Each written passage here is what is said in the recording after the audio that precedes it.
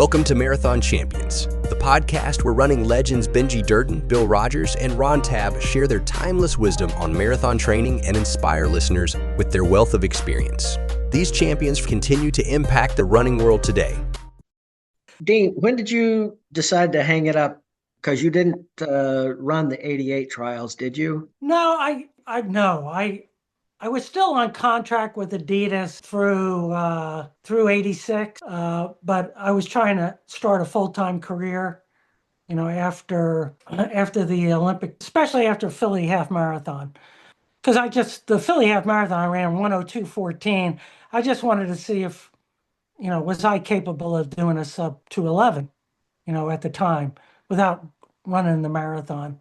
And then I went to work, found out about was invited to the World Cup at the same time. Robin, my first wife at the time, we were having our child right around the time of the World Cup, and then went to Hiroshima with Pete Fissinger and Pinocci. There are a few others. Nancy Dietz was there. I mean, it was a lot of fun, and that's where I ran 2:11.48 and finished 13th. So I knocked off Fitzinger at that one. So got, if we're going to put a line through people, that was it. And ironically, Frank Schroeder was doing the broadcast for CBS for that World Cup. But I still had a year to go, but I was pretty much going to hang it up. And then I got a call from Pittsburgh Marathon.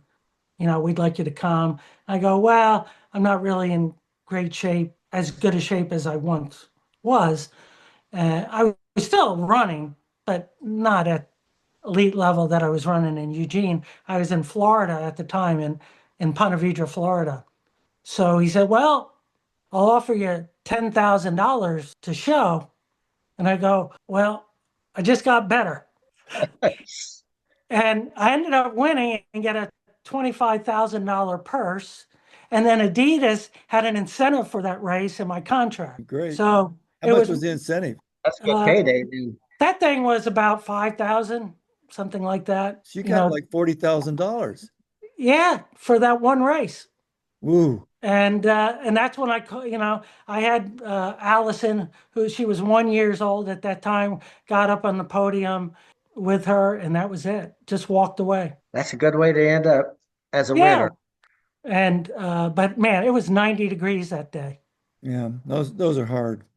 That was so tough. A lot of people went out hard. I didn't go out with them. I was like in the second group. I think like Don Janicki. Janicki. Who was the local guy from Pittsburgh there? There are a few guys. Rick Derek Sayre? May.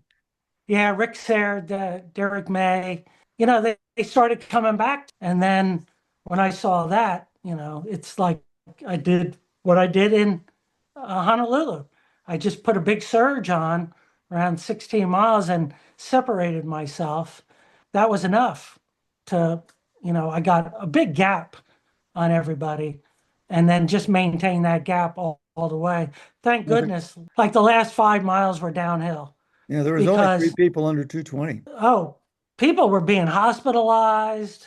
I mean, that was bad. I mean, I remember just feeling really dizzy and disoriented. And I was losing so much liquid that I was literally running and trying to hold up my pants. Well, you weren't very big to begin with. No, right? And so, I crossed it. And the irony is I crossed and put my hands up like this. The race director was there with a medal to put over my head. And he goes to put it over my head while I'm coming over the finish line. And it's a medal about this big. And he hits me right in the face with it. There's a big picture of me just going like crouching down, because here I ran this marathon, 90-degree heat, and then I get smacked with a medal at the end. For that was the reward for winning the race. But that was a great way to go out. It wasn't my fastest time. I think it was like 2:18. It was 2:18.17. And I had never intended to run the marathon. I went to the Carolina Marathon one time because a friend of mine from New Jersey was running, and I came over from Clemson, and I said, "Hey, I'll just do a 10-mile training run with you. I'll just drop out." I got to 10 miles. There's like a pack of six. I'm like, well, let me go to a half marathon, halfway. And then there's like four, and Lee Fiddler's one of them. And before you know it, I just keep going, keep going, keep going. And in that case, I separated myself, but I had never run a marathon. I had never trained for a marathon. And around the 22-mile mark, I remember just going, oh, what's going on? I was probably dehydrated. I was really disoriented, and I started walking. Lee went by me, and somebody yelled at me, "The finish line's just over the bend." And That might have been me. I was out there on a bike with Lee. oh, okay. Because I remember somebody, I don't know who, but it's like, you're almost there. And I finished like 2:21. And that No, was, you were 2:20:17. wow, 2:20:17. That was my worst marathon. That's when I said, well, maybe I should train for this. And I still have an index card, one of those big index cards.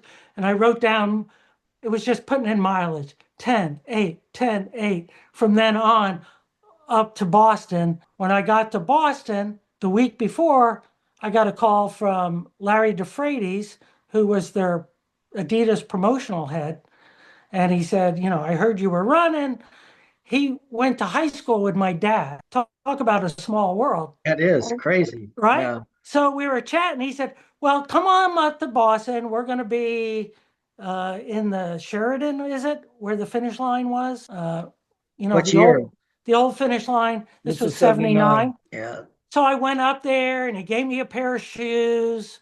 He said, hey, do you have a place to stay? No. He says, oh, we got rooms here. Stay here. And so I wore those shoes and ended up running 12th. The rest was history because, you guys ran. I know, Ron, you ran really well. A lot of people ran well. And I finished 12th. And that was really the first, and I didn't know what I was doing. Is this 79? Yeah, Yeah. 79. Yeah, Benji, I think Benji was fourth or fifth. Nope, not 79. I didn't run 79. Oh, okay. I was eighth, and you were 12th, Yeah. Dean, you were 12th that year? Yeah. Ron, you weren't in the results in 79. In New York? No, this is Boston. This is Oh, Boston. Boston. 79, Oh, yeah, yeah. in 79 I was fifth at New York. 79 Boston was brutal because It was wet. I was actually running top 10 until the last 3 miles. And I went from 212 pace to Oh yeah, there you are. 219. You ran 2:19, 42 for 51st. Yeah. Wow. So I took out Ron Tab. I had a brutal finish. I didn't take any hydration. I didn't take any liquids on the course, and I paid for it. The last 3 miles, I was doing 9-minute miles. It was just maybe not that slow, but it was bad. Yeah, You I was both wearing beat a land. Frank in that race. Frank Shorter was in that race, and you both beat him. Wow. Benji, I was wearing Atlanta Track Club because I think they paid my way up there. So I was wearing the ATC with the Phoenix. Yep. I may have screen printed that one. I was screen printing the singlets at that point. Yeah. And I was wearing a Boston Red Sox hat because I wanted people to cheer me on. So using every advantage I could. Yeah. And then from there, man, Pete Squires is calling me, after all that. And then that's when Nike, they sent me a care package, and Got Tony Sandoval. And Jeff Hollister was giving me a call. That's when I won that Finlandia race series in Atlanta. And so I went to Finland in May after the Boston in 79. And that's when I signed with Adidas on the Finlandia flight. Pete Squires sat next to me, and I signed the contract at that moment. And I think when I got back, Jeff Hollister said, "You're dead to me." That's when I realized this was a business. I don't know if I ever thought of it as a business, but I treated it that way. I mean, I I looked at it as a source of income. Yeah, so all of a sudden it was professional, even though, you could only take money in an envelope. Under the table. Not that I ever did that, Right. but I I remember one race I ran in it was I think was it Philly? No, it was Pittsburgh Magazine Marathon. And God, who was the guy that did Allegheny Track Club? Nick Cohen or I tried. Any, anyway, he asked me to come and said he'd give me some money if I ran it. And I didn't really have a clue how much he was going to give me. It was a 5 mile loop, so I had to do it 5 times. And the last time we did this out and back up this little hill that we were doing every time, and then came back down. And then he gave me an envelope and it had like $800 in it. And that was the most I'd ever gotten to run a marathon at that point. wow, that's great. Yeah, it was all cash. Well, I have a lot of gratitude to people like Bill Rogers, because Bill, like, he would give me a call and say, "Hey, I have this race in Dublin, Georgia. You could get Leprechaun some, run. you could get some money there because I need competition." Because he was trying to generate the sport. He was trying to build the Build it. sport. Yeah. Well, he did. And the only way you're going to build the sport is through competition. Yeah. But he Right? also did things like, I guess it was still AAU. He Yeah. got a grant, a training grant. And it was, I don't remember how much it was, but it was enough that he gave me and 2 other people the first time I ever got paid to wear anything. Yeah. He gave me money to wear his singlet and shorts. And I was running for Nike, but they didn't have clothing at that point. And Nike wasn't paying me to wear the stuff. They were giving me trips and all the equipment I wanted. But so when I made the Olympic team, I was wearing Bill Rogers' kit. I wish I still had his clothing because it was some of the best stuff I wore. But Wow. Billy was really generous. I mean, he really helped develop, the sport. But, for example, that leprechaun. So, I called him. I got like $1,000 to go. I'm like, but I wasn't supposed to beat him. But you did. But I did. Yeah, you ran 29:13. So I came back the next year, and they said, we want to have you back as a defending champion. I says, "Oh, I'd love to. You just pay me what you pay Bill." And so they gave me $5,000 to run that race. Whoa. I never got that much to run a 10K. Yeah, neither did I. Yeah. I did get a bigger payday. But I think I ran 28:30 there. Pretty fast. They didn't have that one on your list. I know I ran a lot faster there. Yeah, it was a good little race. I only ran it one time, and it was after being a Masters. They were so gracious there. That was a fun place to be. Yeah. And Craig Virgin was the same way. He needed somebody to come to the Kankakee 10K in Kankakee, Illinois. Like, where's Kankakee? In Illinois.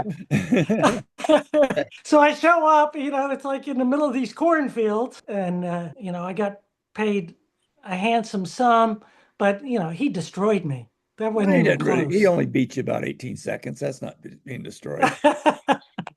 Yeah, to me, he's almost out of sight. Yeah.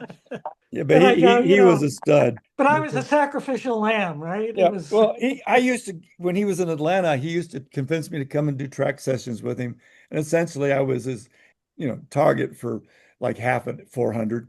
He'd run behind me and then drop me the second 200. Yeah. Yeah. I used to train with him time to time over at the Lovett School over in Atlanta, and also with Beardsley. And he was there all it's crazy winter. because I never ran with you or Beardsley other than races in Atlanta.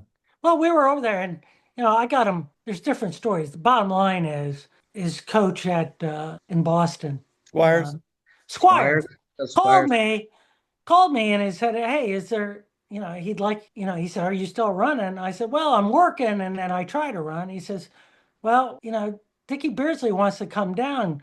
Is there any way, you could train with him, and, could you find him a place to stay?" And I had a friend, Mike D'Imperio, that lived in a Post Apartments next to us, right there in Vinings. He was a single guy, and he said, "Sure." And Dick and his wife, was it Mary? Can't remember offhand. But anyway, they stayed there and we trained together.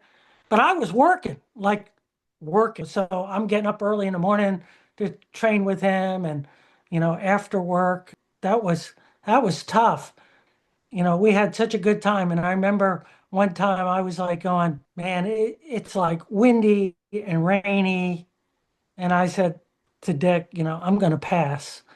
And he goes, what are you talking about? This is the best day in the world to train. He says, everybody else is going to be sitting on the couch and we're going to be able to get an extra day in. And I said, well, What were you doing? let's go. What was your job? I worked for a Ralston Purina company in Oh, consumer okay. products. Okay. And some of it was account management, but some of it was literally going into either resets or new stores and putting those racks up and So it was and labor. build. Yeah. So that was tough. And then, he's sleeping all day. He's ready to go. But it was great. Was that I think when his Achilles started going bad? that's the one in the Duel in the Sun where he lost right at the end.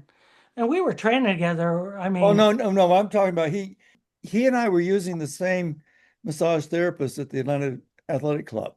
oh, so was I. And I never ran into you. Huh. Well, I ran into him occasionally because sometimes I'd come in right after him. And then I Yeah. didn't see him for a while. And I asked the guy, actually wasn't really a massage therapist. He's just a guy that gave us massage because therapy wasn't what we were getting. That Jamaican is guy. so. But anyway, so I hadn't seen him like in a month. And I asked him, have you seen Dick lately? And he said, no, no, he's had to have surgery on his Achilles. Turned out he had 90% separation on one and like 95 in the other. So he had to have both Achilles essentially reattached. That is And he so. was running with that. With that kind of almost Right. separation. Were you both in Atlanta in 81? Yes. Training in, okay. Well, Yeah. I was hurt off and on. I had really took a leave of absence, especially after the whole Olympic thing.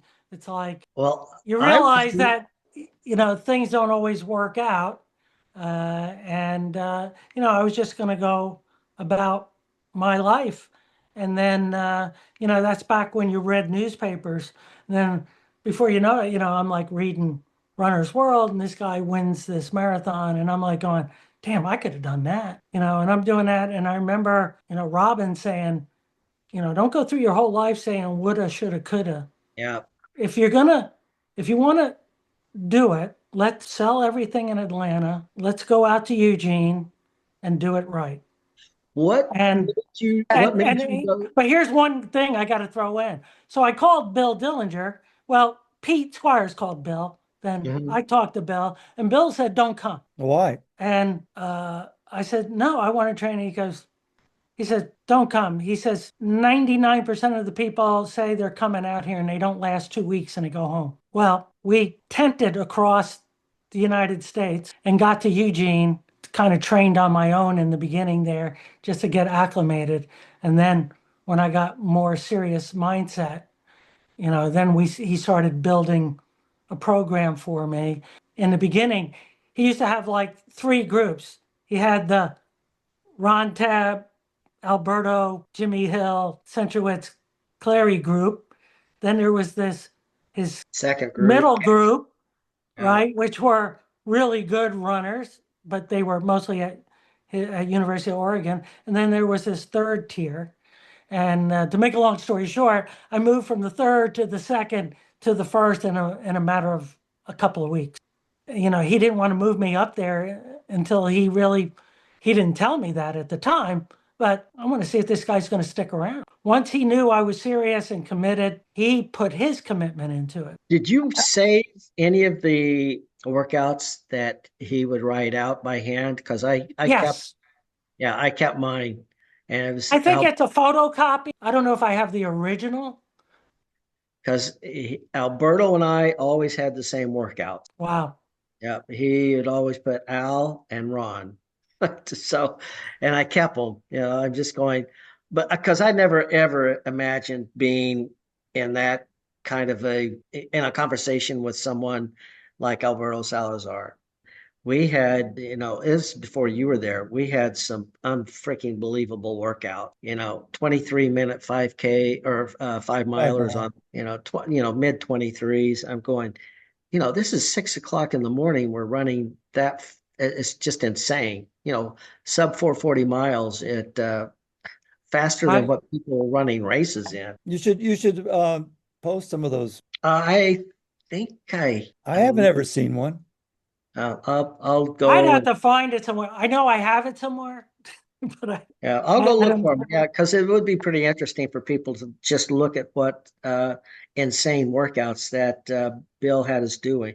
But yet again, he didn't always, it's like going back to what you were saying earlier, go easy. And well, what exactly is easy?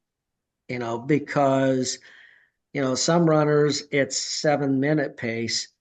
And as you know, because we trained together, we never ran 7-minute pace ever. I never, I don't, I didn't know that you could, people could run that slow. So, because my slow pace was probably 540 to 620, and I rarely ran slower than 6-minute pace. Well, I, it, I used to Max? take his easy. Let's say in the morning. It to me, it's putting one foot in front of the other. But our one foot in front of the other isn't a jog. Yeah, It's probably around run 6:30, how you feel. 7-minute pace, Yeah, right? run, And just run. gradually getting into it and just feeling relaxed, conversational kind of run. Yeah. And and that's where I found to be my easy. Well, you talk about Mary, going out for a run with her. Mary would do a 10-mile run under 60 minutes. I I ran with her mean, a few times and it was not a lot of fun. Yeah, yes. I think I ran once.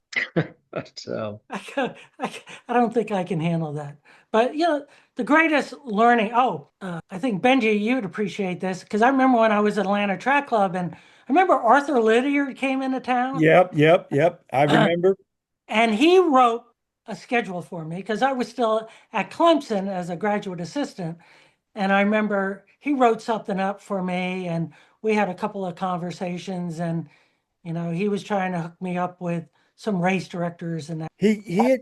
Galloway brought him in, and I was in the audience, and he was talking about you had to run, like 120 miles a week to 140 miles a week to be a good marathoner. And I said, well, how do you define a good marathoner? And he said, well, if you can break 220, you're a good marathoner. And I kind of paused for a second or two, and I said, because at the time I was a 218 marathoner and I was doing about 80 miles a week. And I told him that, and he said, you're lying. And Galloway made me leave what? because I'd pissed off Lydiard. But it's sort of, okay, this doesn't compute. I'm not doing that much mileage and I'm running faster than you consider to be a good marathoner. And this does not Okay. compute. But I had to leave. I didn't hear the rest of the presentation because I'd pissed off Lydiard. Yeah, I have something. I have a letter from him somewhere in the archives. All that stuff's buried, but if I get to it sometime, I'll pass it on. Yeah, I've got boxes of crap that I need to scan or throw away. I mean, Oh, I got it down to a box. It's I just think I've got 6 boxes of clippings. so, but the greatest takeaways I got were from Bill, or maybe he didn't say this, but from my observation, I realized, especially from, college to doing really well afterwards. Not that, winning the ACC isn't doing well, but, at an elite, when you can start saying, oh, there's 5 or 10 people at the level. I found that talent is not enough, Oh, no, talent isn't that sufficient. practice is the difference between good and great. And, most people don't want to put in the time and the effort, and that's where it is. And, expert performance takes hard work Yeah. and it requires repeated action. Well, Well, I think you have to actually love the preparation too. You have to Right. really enjoy the preparation It's because the process, yeah, the right? process has to be something you enjoy. You can't do it just because you want to have the result. Although I know a few people have. I mean, Gary Bjorklund did not really enjoy running, from what he's told me, but he was good at it, so he did it.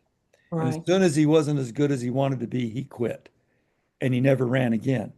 Whereas as soon as I was not as good as I wanted to be, I just slowed down. Yeah. Yeah, I just went on to a different chapter.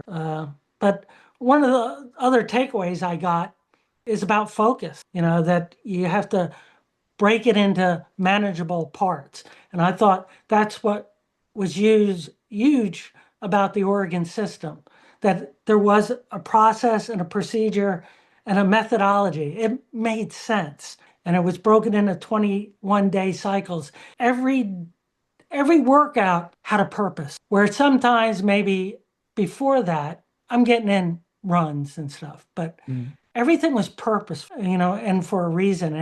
And I took him to the letter of the law. I didn't deviate whatsoever. It was really helpful. And the other thing, like, that simple example about the 5K run, it's goal setting. And you really have to have goals, and perseverance is the key. And maybe sometimes I wasn't as focused. You can get focused when it comes, but it's a lot harder to be focused in June preparing for the New York City Marathon. That it became purposeful from that point on. Whatever I do today is for that date Yeah. as you move closer. I don't know if that makes sense, where But as maybe before then it was, oh, I need to get a run in. There Yeah. was no future of what am I doing, and how am I going to get there, and setting these 21-day goals. Where do I need to be at this time so that I can be 211, 212, or whatever it's going to be. And that made a big difference. And of course, I think one of the most important things, and I took these same practices into the corporate world, is that feedback in the moment is essential. And that's where coaching comes in. I thought in the beginning I didn't need a coach, and I did pretty good. you're your own worst enemy, though, But without I ran greater once I kind of said, let somebody put take the this together reins, for me. take Right. the reins. Yeah. And that was where But at the end of the day, it's up to us to, Yeah. right? And not everybody has that. Yeah, the drive to be an excellent competitor, you've got to have that, but at the same time you have to have success. If you're not succeeding at it, you can't keep doing it. Right. Ron and I've had this conversation. He talked about how, he just wanted to see what he could do, but he wasn't getting that much push, support, whatever. But every time you succeed, even if the crowd around you is not making a big deal out of it, you're doing it in your own head. Right. And that builds a platform for you to climb up a little higher. And right now, I see a little bit of that not happening in this country because we're not really celebrating our good runners unless they're really, really good and they've already succeeded. You need to celebrate the guys that are developing. could runners like us succeed in today's system? I don't know. I really don't know. I don't know if I hadn't gotten support from Nike, Zev Hollister and Nike, would I have been able to continue? Because It, it's the way the this, world's more expensive for one thing, and Right. and there's a limit to how much you can afford to not be able to pay the rent and things like that. I would never have carried on if I didn't get that support from Adidas. Yeah, and it's hard to get that these days. That you wouldn't have got it today. that's what I'm saying. I could guys like us coming from the 70s and 80s make it in today's running world No, because I was a 440 miler in high school, I was a little better, but not much. But yeah. the But I you got can't, you really can't, I don't think you can answer that, because look at the technology of everything. well, Well, the that's technology does make a difference, but And, but let's and the trading of information, well, that's right? important too. But Dean, look at it. We were running when we started getting support, we were running decent, but not outstanding. Correct. And now you see 209 guys not being able to get free shoes. That's amazing. And then, that's scary. I mean, yeah, they're not 202 guys, but they're not 209's about, what your 214 would have been when you first got Adidas, relatively speaking, and they're not getting shoes. Right. And You also got to remember that at that time, I know I was getting a lot of that sponsorship because I was a good communicator, right? That's when it was the people, right? The masses. That's Right. why they got involved in it. We had a good time, and we would spend time before and after. Right. It was more communal and It was entertainment in a lot of ways. entertainment. And, I happen to have that kind of gift of gab to be able to do that. So did Ron. So did Craig. That, Billy would spend his entire afternoon if yeah, necessary talking to people. right. It still does. Yeah, still I was does. I was telling Ron, I was invited to the pre-New York City Gala. They had like track and field legends the week of the New York City Marathon. It was in Staten Island. I went and Bill was there, Jeff Smith and Steve Jones. I mean, and then it was Billy Mills, Dave Waddle, Bob Beeman. It went on and on. This is all in this one room. But one commonality with everyone, communicators. Great runners, but they could communicate, could tell a story. Whereas now, doesn't seem. I mean, you need to have a good internet presence, but you can hire somebody to do that for you. But you look at the Kenyans and the Ethiopians, etc., that do really well, and there's a few that have communication ability, or at least somebody's doing it for them. But in general, they're just running fast. It was nice to reconnect with Bill. I guess that's why I'm on here because we were chatting for about 15, 20 minutes at this gala.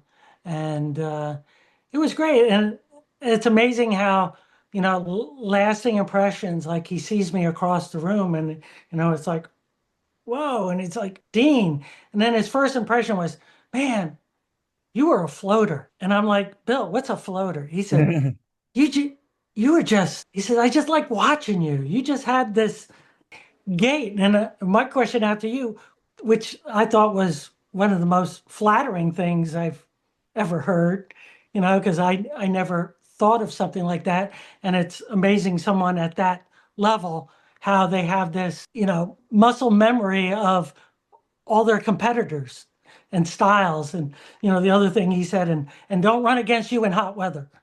But what do you think is your style? I mean, he came up with floater. What would you consider, Benji, your style? And Ron, what would you consider yourself? And I never thought of it, right? It's Well, like, I was also a heat runner, but because I trained for the heat, but I was a steady runner. I mean, I got into a rhythm and I could just run that rhythm for a long.